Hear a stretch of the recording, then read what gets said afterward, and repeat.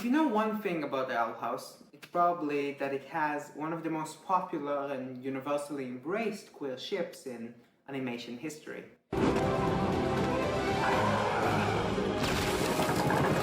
If you know two things about the Owl House, it's probably that, and how that ship, when it later became a canon relationship, Oh, crikey. allegedly made Disney kill the show. So I think the Owl House's representation and the effects of such representation have been talked about enough at this point. What I think hasn't been talked about nearly enough, though, is how much deeper the show's queerness goes beyond simple representation. The Owl House is queer not just in representation, but more importantly, as I'm about to argue, in philosophy. So that's what I want to explore in the next little while. The queer philosophy of the Owl House, in hopes that I can convince you to watch this treat of a show, if you haven't yet for some godforsaken reason, or if you have, maybe appreciate it just a little bit more. So without further ado, let's get into Part 1, Bio-sex and bio-essentialism. Let's start with the very premise of the show. Luz Nocera is a 14-year-old outcast, a weirdo if you may, and a real one at that. So much of kids' media has a main character whose weirdness starts and ends with being bullied for no discernible reason, except maybe wearing glasses. The Owl House doesn't shy away from realistic and intentionally cringy, if you're an asshole who hates fun, behavior and dialogue. An open love of shipping and fanfiction tropes, trying too hard, and even playing with dead animal body parts. All things that will get a real kid bullied. So much media is afraid of alienating their cool consumers with actually weird main characters, but not the Owl House. At the start of the show, Luz is sent away to a slightly conversion therapy coded summer camp. But instead of going on the bus, she accidentally finds herself in the Boiling Isles, a land of nightmare-fueled magic and witches and demons who practice that magic.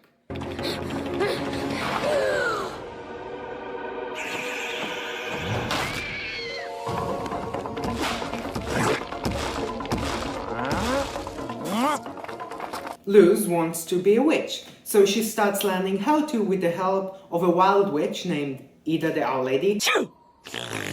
Alright, your adorable banter is literally making me sick. Voiced by Wendy Malick, who you might know is a very different character in a very different show. Okay, enough me being a great mom.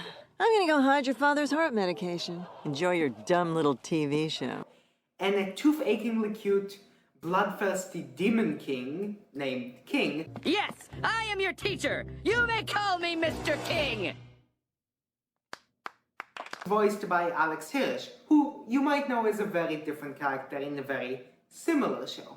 Remember, reality is an illusion. The universe is a hologram. Bye, gold. Bye. And then later a cast of various witches and demons that Luz befriends along the way. So let's start with that very premise. On the face of it, it's quite obvious. Weirdo girl who's confined by society's expectation gets to go to a magical land where everyone is just as weird as her. That could be read as queer, but also just as vaguely anti-authoritarian and countercultural like so much kids' media before it. That understanding of the text is challenged in episode 4 of season 1 though, when we learn through a seemingly throwaway joke that witches and demons get their magical ability from a biological body part, the bile sac. Where do you think magic comes from? From the heart? Actually, you're right. No, really. It comes from a sac of magic bile attached to a witch's heart. Oh, gross! Can I keep that? Luz, being a human, obviously doesn't have one, and is ridiculed at school for not being a real witch. Magic not coming in naturally to her doesn't stop her though. She instead finds an ancient way to create magic from the world around her. Glyphs. It takes her a lot more work, but with time and practice, she becomes a witch just as powerful and competent as all the natural ones. I think an extreme level of mental gymnastics is necessary to look at this part of Luz's journey as anything other than an explicit trans allegory. Luz is excluded from a community because of an internal and invisible body part which everyone else believes dictates who she can be. And what I think is so beautiful about this allegory is that Luz does not learn to do magic the regular way. In a lesser show, we might learn that Luz is secretly half witch, or maybe by being on the boiling ice for so long, she has developed a bile sac. But the Owl House is better than these cop-outs. Luz accepts very early that she cannot do magic the easy way. She just contests the idea that one has to have been born a witch to be one. She decides who she wants to be, and she does it on purpose. And the fact that it's so much harder for her just makes it more meaningful. Part 2. Covens and Flags. The queerness of the show's premise doesn't stop there though.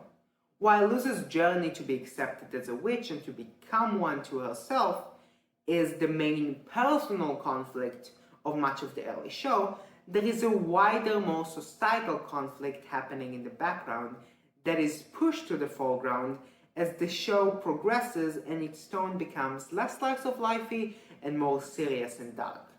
Emperor Belos and his covens. In the Owl House universe, witches must, by fear of incarceration or in some extreme cases death, commit themselves to one of Emperor Belos's covens. Once a witch is in a coven, all magic that is not the specific kind of magic that coven practices is sealed off and inaccessible to the witch. Only the Emperor's coven, magic pigs, are allowed to practice more than one kind of magic. This reactionary limitation goes so deep into the society's fabric that even at school, witches and demons are only allowed to learn one type of magic in preparation for entering a coven once they're older. Luz, being an outsider, challenges that. She's never been in a world with magic before, and now that she is in one, she's not willing to limit her in such an arbitrary way. What I find really interesting is that Luz's way of practicing magic, glyphs, is inherently impervious to the limitation of the coven system, since the magic does not biologically come from the witch themselves. Again, I won't go too deep into explaining this allegory since it's fairly self-evident. Covens are identities, or more specifically, the counter-revolutionary trend of treating identities as this mutually exclusive, border policing requiring clubs. These people have so much potential with their magic, standing for love, expression, gender, sexuality, what have you, but instead are limited by these societal borders who are completely arbitrary and of course benefit the people in power. Each with their own convenient, color-coded flag.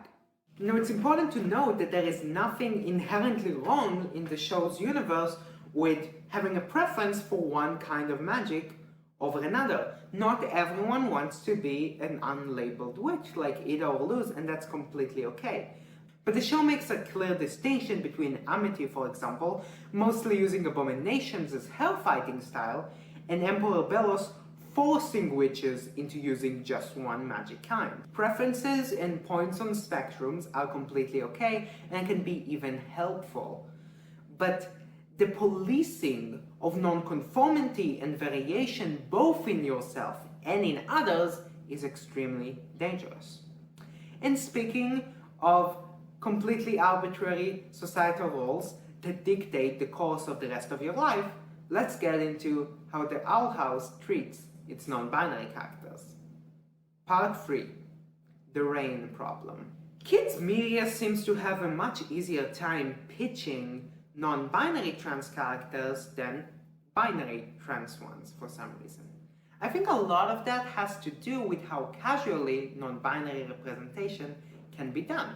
For non-binary representation in a piece of media to be concrete, someone just has to use non-binary pronouns to refer to the non-binary character. With binary trans people though, it's a lot more complicated. Pronouns by themselves are not sufficient, since many binary trans people use pronouns that are the same as their cis counterparts. For binary trans representation to be concrete in anything more than subtext, there has to be an acknowledgement of a past or present transition. And I think we both know that there's going to be a long while before Disney will be okay with any of that showing up in its properties. Now, don't get me wrong, there is a lot of value in having a non-binary character's pronouns and gender never come into conflict with anything within the universe of a piece of media. Casual representation can be very, very powerful and important, especially within the genre of fantasy, which is so often used as an excuse for elevated bigotry and reactionary politics. It's really powerful to have a show like The Owl House or She-Ra use its fantasy setting to present the audience with a world that is decidedly devoid of queerphobia. The bad guys might try to commit genocide, but they are not transphobic. It's a really resonant and powerful way to show that queerphobia is not an inescapable truth of human existence, but merely a social construct. That being said, something always bothered me with this kind of casual representation. I first noticed it with Double Trouble in She-Ra, and then again when the Owl House introduced its first explicitly non-binary character, Rain Whispers. And it's great that no one ever misgenders them, but it's kind of weird that no one ever has to ask. Even in a world devoid of queerphobia, you won't always be able to tell someone's pronouns or gender from the way they look. Maybe even more so than in our world. So it always kind of bothered me how nobody ever makes a mistake and corrects themselves or even asks for the pronouns of another character. As well-intentioned as I'm sure this move is, it inadvertently reinforces the idea that pronouns and gender can always be deducted from presentation, and by doing so limits the possibilities of expression both within the show and, more importantly, in the minds of the viewers. It's really important to teach people, and especially kids, to ask for pronouns, especially when someone is as androgynous as Rain, or at least use they/them pronouns for people who are gender non-conforming, which are most of the people in the Owl House and She-Ra, until proven otherwise. That being said, please don't take me bringing up this criticism I have as an attack on Nate Stevenson or Dana Terrace or anyone else working on a show or any other piece of media that has this problem. It's a really difficult problem to solve, and one that I'm sure they'll improve on in whatever ventures they do next. In fact, Dana Terrace already has. Which brings us to the second explicitly non-binary character in the Owl House, Masha. Part 4. Thanks to Masha. I put on a jacket because it's getting a little bit chilly. Masha is first introduced in episode 10 of season 2, Yesterday's Lie, in which they are the minor character of a tarot, Hex's Hold'em, but still card-reading friend that V made in the slightly conversion therapy coded summer camp that Luz managed not to go to. A past connection that left its mark on your soul has shown up again and is asking you to shed your old ways and enter a metamorphosis, becoming the spiritual leader you're meant to be. Yeah, that sounds about right. Masha's pronouns are never stated in the episode, but of course the fans and even the fucking subtitles sometimes, oh my god, assume they were a girl because of their vaguely femme presentation. In a show where nobody is ever wrong about other people's gender or pronouns and an explicitly non-binary character already exists, it's unsurprising that the average fan would assume such a thing. In the first episode of the next season, thanks to them, in a beautiful and simple act of subversion and exposure of the viewer's bias, we meet Masha again. Huh? You're not Jacob. This time, their nails are painted with the NB flag colors, and the plaque next to them reads simply and clearly, Masha, they, them. While nobody in the show misgendered them up to this point, most audiences would have. That's exactly the kind of representation I was missing. One that makes the viewer confront their own internalized bullshit and truly show the beautiful fluidity of gender. To contrast this with what we get with Rain, let's go over episode 15 of season 2. Them's the break, kid. Is it a coincidence that both episodes have the word them in them? In the episode, we meet Kid Rain befriending a Kid Ida, already using they them pronouns.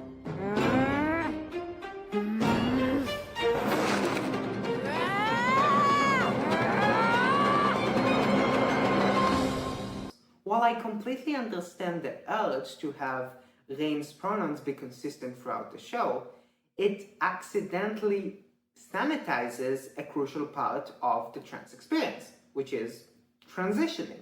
Furthermore, the fact that being non-binary is such an easily accepted thing in the Boiling Isles that requires no conflict or time to understand about yourself unintentionally implies the idea that in a queerphobia-less society, most people would still be cis, since most people in the Boiling Isles, as far as we know, are.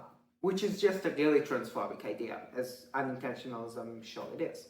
Masha's delayed pronoun reveal brings the queerness to the viewers, both in exposing their own internalized bigotry and by creating a non-binary character that exists in our world, not solely in the demon realm. You could not assume Masha's gender or pronouns purely from their presentation. That's a really, really important thing to teach people, especially kids, in such a powerful and resonant way. Part 5 and final, for the future. I wish I had consumed more queer media as a kid. So now, as an adult, I try to correct that wrong with my little sister. That's even the reason I watched The Owl House, because me and my sister finished She-Ra, and I was looking for another queer show to watch. A couple of days ago, I was talking to my sister, my brother, and his girlfriend about She-Ra, since I'm watching it with my mom now. And my sister used he/him pronouns for double trouble.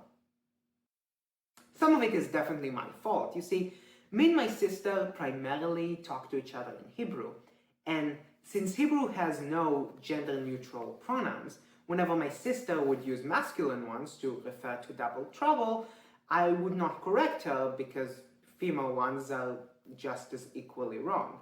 I just assumed it was a function of the language, myself opting out of using pronouns when talking about the character whenever possible.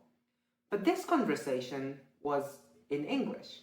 I corrected my sister, and there was no trouble in that, but this interaction made me realize something that hasn't even crossed my mind before. All these shows I've been watching with her, queer as they were, never actually explained what being non-binary is. I thought that representation would be enough, but clearly, without the knowledge to understand the representation, it's not. So I explained to my sister what I thought she already knew, and she seemed to understand it fine. But it made me realize that representation by itself will never be enough. There's this fantastic quote from an equally fantastic comedy special, Nanette by Hannah Gatsby, that says, "Ignorance will always walk amongst us, because we will never know all the things." And she's right, we won't. So we started representing non-binary and aro and ace and gay and lesbian and pan and bi characters. But what about the identities of tomorrow or even of today? What about its pronouns, demisexuality, neopronouns, people using multiple names? Specific representation will always fall short, always be dated in time, always be missing pieces. Philosophy though? Queer themes, stories, struggles, challenging the consumer's own internalized bigotry through the medium, those are forever and have no age cap in any direction. And The Owl House, despite being intentionally sabotaged by Disney, is absolutely a huge step forward in that direction. Here's to the hope and firm belief that the next show we queers latch onto, we do even better. This was what I originally intended to end this video. But I can't. Because since I wrote that part, I realized there is one last thing that I simply must talk about. What I see as, unfortunately, the biggest connection between the queer experience and the Owl House. The experience of being systemically toned down. This video is being filmed around the time of the reveal of the next, and second last, episode of the Owl House's name, which I have co-opted as the name for this part of the video. It's also being filmed around the time of the Colorado Springs mass shooting. Unfair is a word that's been on my mind a lot lately. The trauma we go through is unfair. The burden of having to create a good life despite of it being put on us is unfair. Our murders, either direct or by putting us in situations that make us kill ourselves, are unfair. I cried when I finished Thanks to Them, because there was such a deep and relatable sense of loss and missed opportunity emanating from the entire experience. A 19 to 21 episode season being cut down into the length of 6. These characters deserved so much better. The audience deserved so much better. Queer kids deserved so much better. And it was taken from us, like so many other experiences of joy in childhood, like so many lives. So I'm not gonna end this video in a little wrapped bow, because that's not what the Owl House got. And more importantly, that's not what any of us get. And that really angers me. But I'm not willing to end this video with anger either. Our anger is okay, it's justified, but I think that love is more fitting for an ending. So here's my love. To anyone who was robbed of who they could have been and turns to media for character arcs to treat flawed people with kindness and empathy. To anyone who turns to media for a supportive mom or a close-knit group of friends with an unbreakable bond, or justice and fairness and goodness persisting not because of a lack of evil, but from triumph over it. One day, we won't have to turn to media for these things. We'll have the privilege of letting a show be just a show, not an escape or a lifeline, just a show. We're gonna have to fight like hell to get there, but we'll do it together.